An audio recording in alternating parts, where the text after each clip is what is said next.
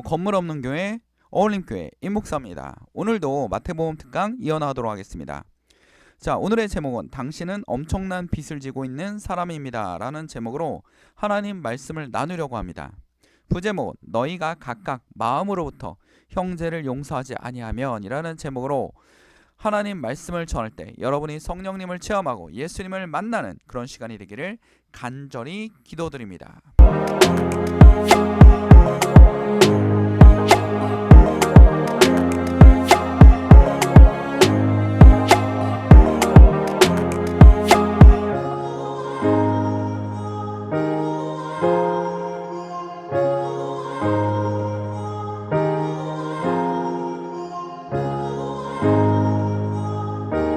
예수님께서 십자가에서 마지막 말씀을 하신 게 있습니다. 그게 뭐냐면 우리 누가복음 23장 34절에 보면 예수께서 이르시되 아버지 저들을 사하여 주옵소서 자기들이 하는 것을 알지 못하나이다 하시더라 라고 말씀하셨습니다.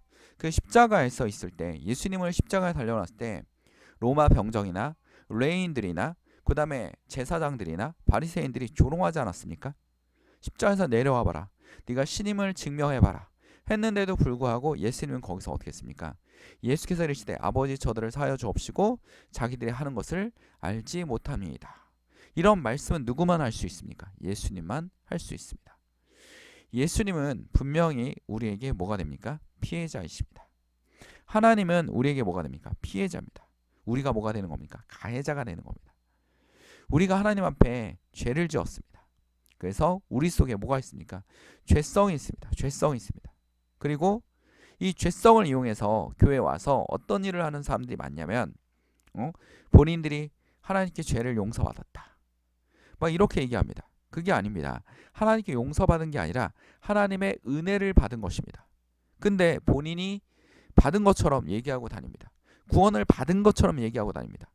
하나님이 구원했다는 얘기도 하지 않았는데 하나님의 음성을 들었다고 얘기하는 사람들도 있습니다. 우리는 분명히 알아야 될 것입니다. 그것이 진실인지 아닌지를 깨달을 필요가 있습니다. 오늘 마태복음 보면 신기한 흐름이 하나 있습니다. 우리 17, 18장에 하나님이 하늘의 복음을 전하고 계십니다. 하늘의 복음. 근데 15절에서 20절에 보면 특이한 말씀이 나옵니다. 내 형제가 죄를 범하거든 가서 너와 그 사람만 상대하여 권고하라. 만일 들으면 내가 내 형제를 얻을 것이요. 그러니까 자 누가 나에게 죄를 범했다라고 생각한다면 1대1로 얘기해라. 다른 사람들에게 얘기하지 말고 1대1로 얘기해서 그 사람의 인격을 존중해줘라 라고 얘기하고 있습니다. 만일 그래도 듣지 않거든 한두 사람을 데리고 가서 두세 증인의 입으로 말마다 확증하게 하라. 만일 그들의 말을 듣지 않거든 교회에 말하라. 이렇게 얘기하고 있습니다. 여기서 진짜 예수님이 말하고자 하는 내용이 무엇입니까? 21절에 보면 어떤 채권자와 채무자가 나옵니다. 그렇죠?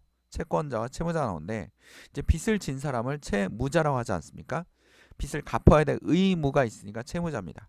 채권자는 빚을 받을 권리가 있습니다. 근데 이 주인이 빚을 갚으라 했는데 이 채무자가 자기를 용서해 주십시오. 도저히 갚을 수가 없는 엄청난 빚을 진 겁니다. 그랬더니 어떡합니까? 채권자가 빚을 용서해 줍니다. 탕감해 줍니다. 완전히 탕감해 주자 너무나 자유로워진 채무자는 자기에게 빚진 자를 찾아갑니다. 자기에게 빚진 자. 그러니까 자기가 빌려준 거죠. 이제 본인이 뭐가 된 겁니까? 채권자가 되는 겁니다. 그리고 자기에게 빚을 진 사람에게 빚을 탕감해 주는 것이 아니라 당장 갚아라. 안 갚으면 어떡하겠다? 막 멱살을 잡고 발로 차서 감옥에 넣어놓고 막 이럽니다. 이걸 본 주인의 하인이 아니 주인이 빚을 탕감해 줬는데 저 사람은 가서 적은 빚도 탕감해 주지 않고 그 형제를 용서하지 않고 감옥에 집어넣었다라는 것을 주인에게 얘기하고 있습니다. 자, 우리는 이 이야기가 21절 이후에 나옵니다. 그리고 예수님께서 얘기하고 계십니다. 쉽게 말하면 누구냐면 우리는 하나님 앞에 빚을 졌습니다. 죄를 졌습니다. 하나님이 피해자십니다. 근데 우리가 죄인인데도 불구하고 하나님이 우리를 어떻게 합니까? 용서해 줬다라는 겁니다. 용서해 줬다라는 겁니다. 십자가에서도 예수님은 그런 모습을 그대로 보이셨습니다. 용서해 주셨습니다. 그렇죠? 지금 18장 15절에서 20절의 말씀도 무엇을 얘기하고 있습니까? 예수님께서 우리에게 죄를 용서하는 천국의 열쇠를 열어주고 계시는 겁니다. 그렇죠? 예수님만이 우리를 용서할 수 있습니다. 예수님만이 우리를 용서할 수 있습니다. 우리는 예수님이 우리를 용서했기 때문에 우리도 다른 사람을 용서할 수 있습니다. 왜? 그 사람을 위해서 예수님이 고난을 당하셨기 때문입니다. 그렇기 때문에 우리는 이 복음을, 예수님의 복음을 그 사람들에게 전하고 있는 것입니다. 자, 예수님께서 19절에 이런 얘기를 하고 있습니다. 진실로 다시 너희에게 이르노니 너희 중에 두 사람이 땅에서 합심하여 무엇이든지 구하면 하늘에 계신 내 아버지께 그들을 위하여 이루게 하시니라 라고 하십니다. 우리가 하나님의 복음을 들고 가서 그들에게 하나님의 복음을 전하는 이유는 뭡니까? 예수님께서 우리를 용서해 주셨기 때문입니다. 우리가 주변에 있는 형제들을 사랑하고 용서할 수 있는 것은 하나님이 우리를 용서하셨기 때문입니다. 얼마나 많은 것을 우리에게 주셨는지 우리가 그것을 생각해 볼 필요가 있습니다. 우리 지구 안에서도, 그러니까 나라 안에서도 빈부격차가 있지만 지구 안에서도 빈부격차가 있습니다. 어떤 나라는 굉장히 잘 살고 어떤 나라는 못 삽니다. 우리는 마트에 가면 이렇게 조그만 초콜릿을 먹습니다. 근데 최근에 초콜릿 가격이 굉장히 올랐습니다. 그렇죠? 굉장히 올랐어요. 왜 올랐을까요? 그렇죠? 우리가 지구를 잘 돌보지 못해서 지구가 기후변화가 일어났어요. 지구의 온도가 점점 올라가고 있습니다. 그러다 보니까 여러 가지 문제가 일어나고 있죠. 지구에 굉장히 여러 가지 문제가 일어났습니다. 앞으로 더 심각해질 수도 있습니다. 우리는 이럴수록 하나님께 기도하고 하나님께 집중하고 하나님 앞에 매달릴 수 있는 그런 입장에 서야 됩니다. 그리고 뭡니까? 행동해야겠죠. 지구의 온난화를 막기 위해서 기도만 하는 것이 아니라 뭡니까? 환경을 생각할 수 있는 그런 모습도 보여야 되는 게 크리스찬의 역할입니다.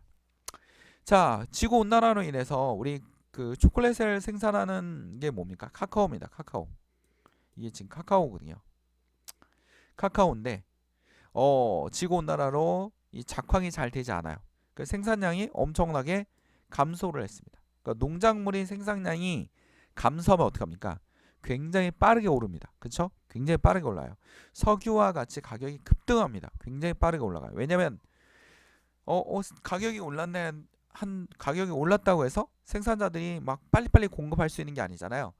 그 시간을 들이고 계속 열매를 갖고 와야 되는데 그렇게 할 수 없기 때문에 공급이 빠르게 이루어지지 않습니다. 그래서 굉장히 빠르게 오릅니다. 그렇죠? 또 떨어질 땐 굉장히 빨리 떨어지죠. 그렇죠? 굉장히 빠르게 떨어집니다. 세계 그 카카오 생산량의 60%를 차지하는 나라가 어디 있냐면 아프리카에 있습니다. 여기 있는 나라입니다. 여기. 그렇죠? 가나와 코트디부아르. 코트디부아르가 세계 1위고요. 카카오 생산에 가나가 세계 2위입니다. 얘네들이 60%를 생산해요. 근데 코트디부아르와 가나의 생산량이 현재 60%에서 40%로 감소해 버렸습니다. 20%가 감소한 거죠. 그렇다 보니까 엄청나게 가격이 뛸 수밖에 없는 겁니다. 뛸 수밖에 없는 겁니다. 정말 가나와 코트디부아르는 가난한 나라예요. 그래서 여기 노동자들도 하루에 뭐 1,000원, 우리나라 돈은 1,000원, 2,000원 벌면서 생산한 나라입니다. 그렇죠? 그 가나가 경제가 작년에 조금 많이 좋아졌다고 합니다. 어느 정도로 좋아졌냐면 가나의 이제 기사예요. 뉴스입니다. 가나 통계청에 따르면 24년 12월 소비자 물가지수가 전월 대비 26.4%. 그래서 3.2% 하락한 23.2%를 기록하면서 재작년 22년 12월 최고치를 기록한 12월에 비해서 어떻게 합니까?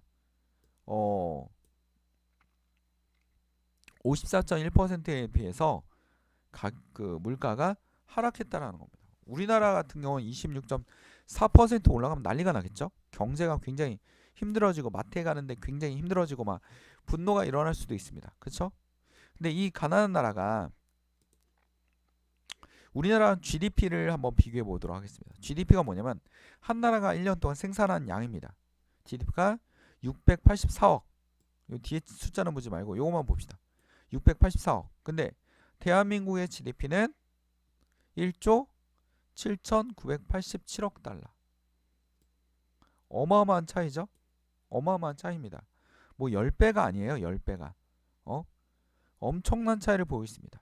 근데 우리는 이 가나라는 나라 덕분에, 그리고 코트디부아르라는 나라 덕분에 우리 아이들이 그리고 어른들이 초콜릿을 싸게 먹을 수 있습니다. 싸게 먹을 수 있어요. 왜냐하면 이들은 저가의 노동력과 이걸로 인해서 어떻게 합니까? 우리에게 싸게 공급하는 것입니다. 쉽게 말하면 이들의 희생으로 인해서 우리가 호화롭게 초콜릿을 먹을 수 있었다라는 겁니다. 싼 돈으로 먹을 수 있다는 거죠. 그렇지 않으면 어떻게 됩니까? 우리가 저 나무를 길러서, 아프리카에서 길러서 비행기로 카카오를 만들어 가지고 콩을 따다가 가지고 와서 초콜릿을 만들어야 돼요. 그렇죠? 초콜릿을 만들어야 됩니다. 그러면 엄청난 비용이 되겠죠. 초콜릿 하나 만드는데도 비행기 값 뭐 이런 거 계산하면 뭐 몇백만 원짜리가 나올 수도 있습니다. 근데 이렇게 싸게 초콜릿이 뭐 3,400원, 2,400원, 원래 지금 마트에 보면 뭐 한 3개월 사이에 초콜릿 가격이 1,000원씩 막 오르고 막 이랬습니다. 1,000원씩 오르고 이랬습니다. 그럼 우리는 막 굉장히 물가가 많이 오른다라고 생각을 할 겁니다. 굉장히 물가가 많이 오르기도 했죠. 힘들긴 합니다. 왜? 소득 대비, 소득은 늘어나지 않았는데 이자는 엄청나게 비싸죠. 그쵸? 거기다가 뭐 아파트 담보대출을 갚아나가는 나라 대부분 가정에서 갚아나가고 있기 때문에 그 아파트 담보대출 이자 갚아나가죠. 또 마이너스 통장 이자도 갚아나가고 있죠. 근데 아이들이 먹는 초콜릿 가격 올라가죠. 학원비 또 인건비가 올라가니까 학원비도 올라가죠. 사교육비도 올라갑니다. 그러니까 굉장히 힘든 겁니다. 우리 삶이 굉장히 힘듭니다. 그렇죠? 근데도 불구하고 우리는 이들의 노동력 때문에 우리는 초콜릿을 싸게 먹을 수 있다라는 겁니다.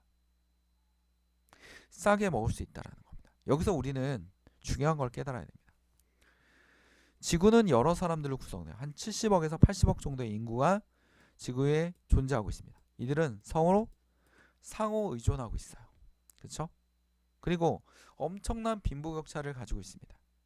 근데 돈을 많이 가진 사람들이 난 돈이 너무 많으니까 굉장히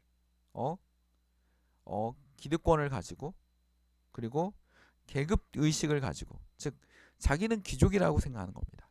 귀족이라고 생각하는 거죠. 그래서 노동자들이나 여기서 힘들게 일하는 사람들을 하대하거나 한다는 건 어마어마한 죄입니다. 그렇죠? 왜냐하면 오늘 말씀에서 얘기하고 계시지 않습니까? 예수님께서 너희를 위하여 어떻게 했습니까?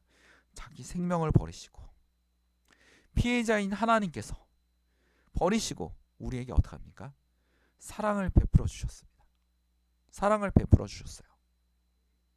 근데 우리는 우리가 조금 더 잘 산다고 어떡합니까? 다른 자기보다 못 사는 사람들을 세리와 이방인 취급하는 거죠. 세리와 이방인 저런 사람들과 어떻게 먹어? 더러워. 이렇게 생각하는 겁니다. 하나님 보시기엔 누가 더 더럽겠습니까? 본인이 더 더러울 수도 있습니다. 여기서 무조건 가난하다고 해서 착하고 선하다는 얘기가 아닙니다. 우리가 하는 행동을 분명히 알아야 됩니다. 하나님께서 우리에게 은혜를 주셨습니다. 지금 마태복음 18장은 예수님께서 말씀하고 계신 것이 무엇이냐면 여러분의 구원에 대해서 얘기하고 계신 겁니다. 여러분의 구원, 여러분의 하나님께 은혜를 받았는지, 삶이 변화되고 있는지, 예수님을 따라가고 있는지를 보고 있는 겁니다. 여러분도 예수님의 십자가를 지고 있는지를 말씀하고 계신 겁니다. 우리는 예수님께 분명히 용서를 받았고 빚을 탕감받았습니다. 근데도 불구하고 우리에게 빚진 자들에게 뭐하고 있습니까? 감옥에 집어넣고 빚 갚으라고 협박하고 이러고 있지 않습니까? 이 카카오도, 이 땅에 있는 열매도 다 누가 주시는 겁니까? 하나님이 주시는 겁니다. 그런 원리에 의해서 커피도 싸게 먹고 있고요, 카카오도 싸게 먹고 있습니다. 공기는 무료로 주시지 않았습니까? 하나님 공기를 먹었으니 너희도 돈 내라. 너희가 내 땅에서 내 지구에서 농사를 져서 돈 내라 이러고 얘기하고 계십니까? 아닙니다. 계속 부어주고 계시지 않습니까? 비도 주시고 어? 만나를 주시고. 우린 광야에 있는 이스라엘 백성하고 굉장히 유사해요. 뭔가 뒤틀리고 흔들리면 하나님을 향한 원망과 마음으로 가득해 버립니다. 그리고 하나님을 무시하기도 하죠. 존재하지도 않아 라고 얘기할 수도 있습니다. 오늘 하나님은 여러분에게 말씀하십니다. 저희 죄를 용서하여 주옵소서. 저들이 아는 것을 알지 못합니다. 저들을 용서하여 주십시오 라고 예수님은 오늘도 십자가에서 피를 흘리면서 말씀하고 계십니다. 사랑하는 성도 여러분, 예수님이 여러분을 사랑하셨습니다. 예수님이 여러분을 어루만지고 계십니다. 어둠에서 나오라고 말씀하고 계십니다. 여러분의 특권과 계급의식에서 나오라고 말씀하고 계십니다. 우리가 작은 것을 좀 더 세밀하게 살펴볼 필요가 있습니다. 이 작은 거 하나하나가 우리에게 뭘 하고 있습니까? 값진 것이 되어 가기도 합니다. 근데 우리는 이렇게 작은 거 하나에 값진 걸 있는 거에 대해서는 감사하지 않습니다. 우리는 없는 것만 원망합니다. 그리고 달라라고 얘기합니다. 계속 달라라고 얘기합니다. 하나님이 아버지시잖아요. 여러분도 부모님이시잖아요. 자식이 달라고 무조건 줍니까? 응? 좋지 않은 걸 달라고 합니다. 그 마트에 가면 아이들이 뭘 고르라고 그래요. 그럼 뭐라 합니까? 이건 먹지 마. 너한테 안 좋아. 이건 먹어 라고 얘기합니다. 아이들은 그냥 부모님 먹지 말라니까 이건 나쁜 거고 이건 좋은 거라고 생각합니다. 하나님도 그렇게 얘기하고 계신 겁니다. 너희끼리 이렇게 생존하며 살아. 내가 너희에게 주었잖아. 그리고 하나님 이 죄성을 좀 버려 라고 얘기하고 있습니다. 오늘 교회를 다니고 있지만 예배를 드리고 있지만 하나님의 죄성을 계속 가지고 있으면서 나는 기독교인이야. 난 하나님께 용서를 받았어 라고 얘기하고 있는 사람이 있지 않겠습니까? 범죄자가 피해자에게 하나님께서 날 용서해 주셨습니다. 회개했습니다. 라고 하면 그건 뭐 하는 겁니까? 우리 영화 밀양에 보면 기독교 영화라고 할 수 있을 것 같습니다. 영화 밀양에 보면 감독이 던지는 질문이 있습니다. 뭡니까? 밀양에 남편이 죽어서 아이와 같이 내려왔어요. 그렇죠? 거기 배우가 전도연이지 않습니까? 근데 아이가 납치돼서 죽었습니다. 그러니까 전도연이 의지할 데가 없으니까 교회를 나갔어요. 근데 이놈의 가해자도 웅변하고 원장인가였는데 가해자도 깜빵에서 뭐라고 하냐면 전도연을 보고 뭐라고 얘기합니까? 하나님이 나를 용서했습니다. 뭘 하고 있습니까?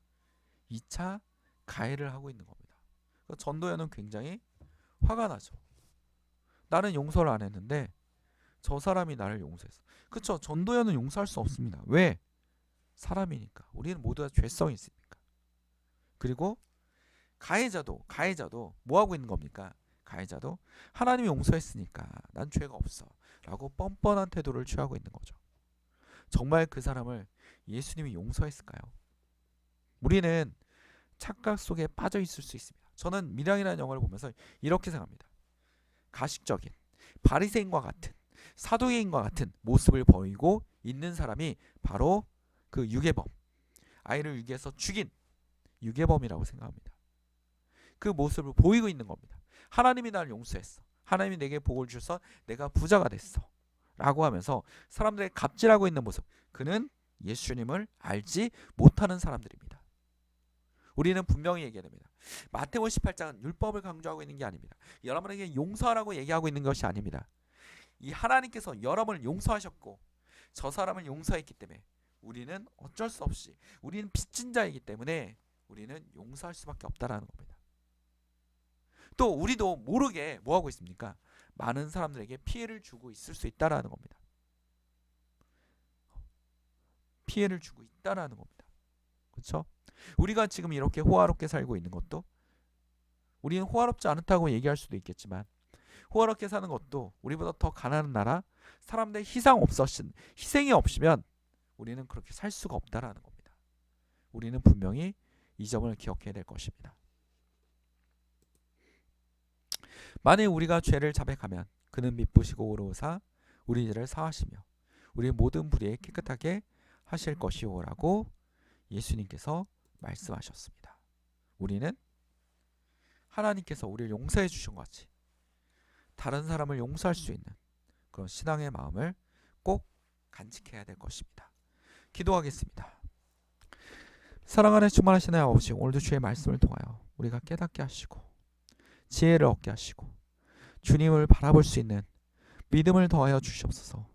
예수 그리스도의 은혜를 깨닫게 하시고 예수 그리스도를 느끼게 하시고 예수 그리스도의 피를, 예수 그의 보혈을 우리를 치료하여 주시옵소서.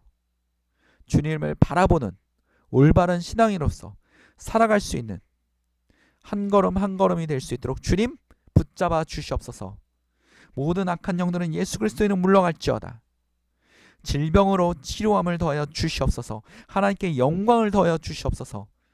이 모든 것을 우리를 위해서 돌아가시고 십자가에서 부활하신 예수 그리스도의 이름으로 기도드립니다. 아멘. 하나님께 영광의 박수를 올립니다. 건물 없는 교회, 어린교회 말씀 창고였습니다.